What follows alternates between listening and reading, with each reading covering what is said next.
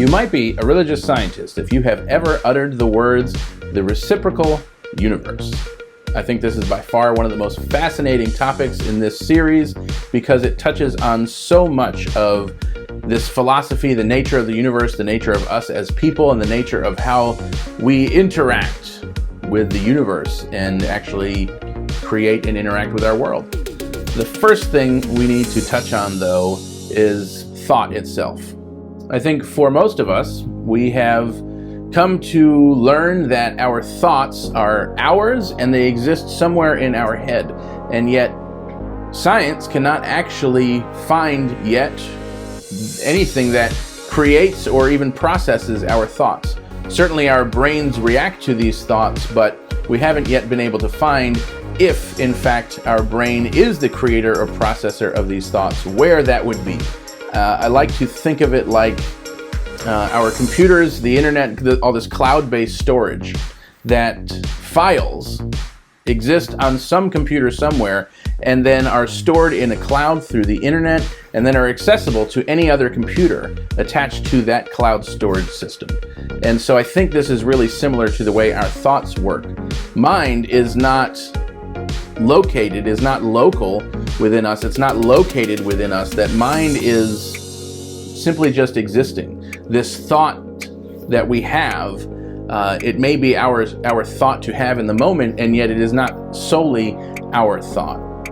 And so this is a perfect example of the reciprocal universe, because the mind, capital M mind, the thing that has been conscious of creation all along, this is our cloud storage, and yet we are all tapped into that cloud storage. And so we have a pathway back and forth between mind and our portion of that mind, our ability to tap into that mind, however we want to define that, whatever words we want to put to that. We are all tapped into this mind in that same way.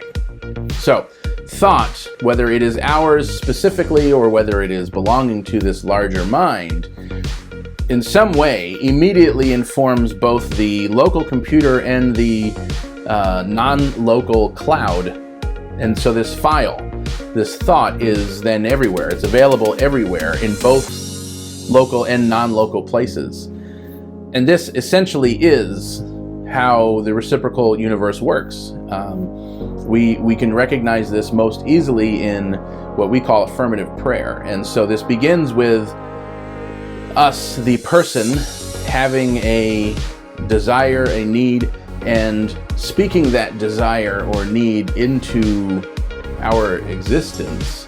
We are the ones, let's say, creating that thought in that moment, or at least having that thought in that moment, and instantaneously that thought then is available now everywhere through this cloud network. So we begin as the giver in this situation. We are giving of our information, of our thoughts to the universe. The universe then immediately receives that, the universe being the receiver. We give, it receives, and then universe doing what it does sends that back down through this cloud network to us, to the world, and then we become the receiver. And so then this continues. As we receive that, we actually become this feedback mechanism for the universe. We are constantly feeding back to this cloud system what this experience is like, what life is like for us, the individual, as part of, right? We couldn't actually have the cloud server anywhere without all of the computers connected to it, without this server that creates the network itself. So as complex as that might be, that's probably one of the simpler ways to begin to understand how this reciprocal universe actually plays out in our life. And so if we look at the Science of Mind teaching symbol, we actually see this in action. We see that there is the circle, which is God, circle representing infinity, the all that there is, and within this there are the three attributes of life. There is mind, there is law that creates, and then there is the experience, there is form. And in addition to this, we also see what is most commonly referred to as this V in the middle. And in actuality, that V is more like a waveform than it is an actual V. Because within this infinite reality, the V becomes that feedback mechanism, that there is a thought in mind which travels through law and becomes reality in form, and then that form, us, our experience, feeds back into the universe and travels back up through law into mind. And you'll see that there is that swoosh at the top of what is looking like a V, and that is actually that thought feeding back into the universe, infinitely repeating this process where it becomes this waveform of thought through law into form, back through law into mind, coming back down, and we're feeding back constantly and instantaneously, that there actually is no time that separates any of this. It's just a constant feedback of information. And really, we are the giver and the receiver in this experience.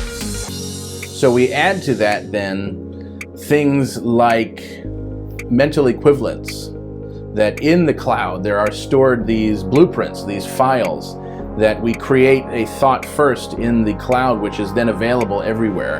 And so for every experience here, there is a file matching that experience in this cloud.